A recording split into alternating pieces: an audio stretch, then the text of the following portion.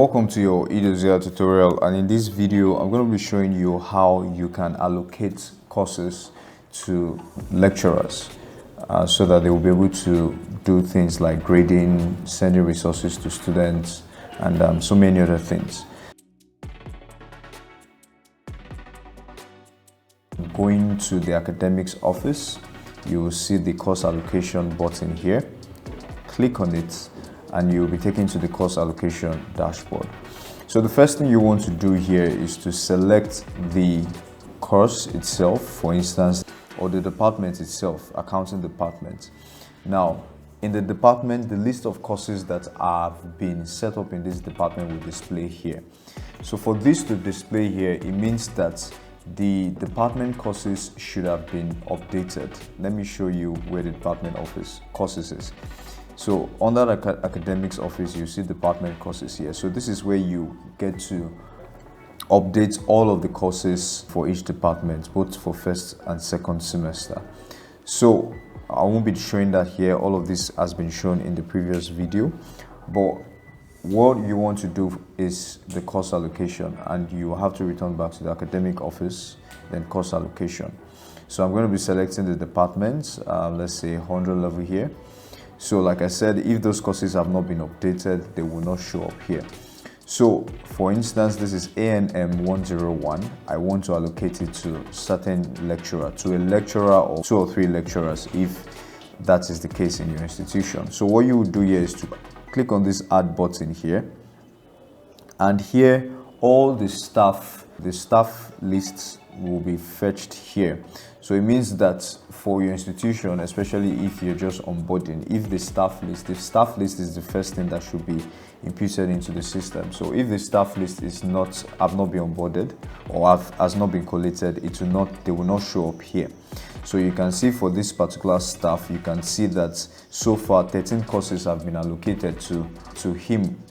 So this usually helps, because having 13 courses, you're able to tell, okay, do we want to add more, or do we want to reduce the number of courses that this particular lecturer is taking? So it helps manage cost load for the lecturer. So, but I want to allocate A&M 101 to this staff here that has 0 courses so far allocated to her. So I can just select this. Then after selecting, I can also add another lecturer, just in case that 2 lecturers are taking the course. So I can just add the 2 of them. So once that is done, I click on save course. So you can see on the screen that for A&M 101, staff Grace and staff Antonia are taking the course A&M 101. So you can do that for other courses that are available here. So one thing that you also can do here is, just like I said, if a certain course is not appearing here, probably for some reason or the other, it is in the course brochure and it is not showing up here, you can do that here by using this button to add the course. So this will fetch all of the available courses in the institution that have been set in the course brochure. So you could just add them here and submit. So that's, I will just demonstrate that. So I will just click on submit, and you see that CSC 112 has been added here if need be. So another thing you could do in this place is, assuming you have allocated courses for a particular semester, you can, and probably this system or the school is in another session or semester, you could copy whatever you have done here and paste into the other semester or session. So it's just by using this button. So it's usually useful when, for instance, the institution is in second semester, 24-25 academic session. By the time you're in 25-26 academic session, you'll be able to just copy, especially if you don't want to be doing the course allocation from the scratch. So you can just use this button to copy and paste. So it will bring all what you've done in the previous semester into the current semester. So probably the only thing that you're doing is just modifying just some few, or making just some few changes. So that's one way of allocating courses to the lecturers.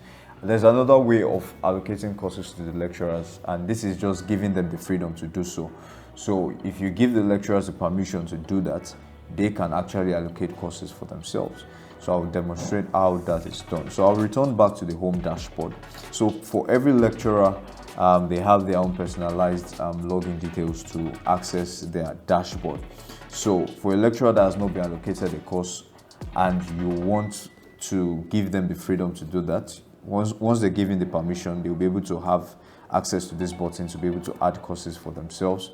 So they can pick the department or the level they want to allocate course for themselves to, and select as many courses that they are currently taking in that particular semester.